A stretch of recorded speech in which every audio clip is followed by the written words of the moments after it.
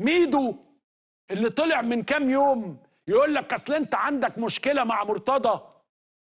انا مشكلتي يا ميدو مع مرتضى ابتدت بسببك. فاكر ولا فكرك لما قال لك انا هعلقك من رجليك في الاستوديو لو طلعت مع عمرو اديب؟ فاكر ولا لا؟ ويوميها انا خدت المسؤوليه وقلت لا، ميدو هيطلع يتكلم. فاكر يوميها قال عليك ايه؟ بيتعمل فيك ايه؟ فاكر اليوم ده ولا لا؟ انا اتخانقت مع مرتضى من الاول بسببك يا ميدو. النهارده جاي تقول لي انت عندك مشكله. طب انت فاكر بعديها اما كلمتني قلت لها عمرو والله العظيم انا ما ناسي المكالمه، في مكالمات عمري ما انساها، بما انك يا ميدو فتحت بقى عمري ما انساها. اما كلمني قال لي عمرو انا اصل هتصالح مع مرتضى، انا ما اقدرش كل شويه يشتمني وبتاع، وانا خارج من البلد داخل من البلد كل شويه، انا مش عايز حد يشتمني ولا دين. قلت له خلاص يا ميدو ربنا معاك يا حبيبي.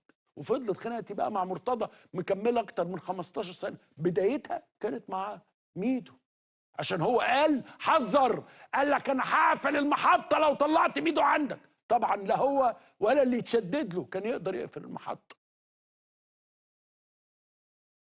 وقال لك انا جاي اعلقه من رجله اللي كذا واللي كذا، واداله شويه مش هتصدقوهم. انت النهارده ميدو ناسي انا ليه ايه مشكلتي مع مرتضى؟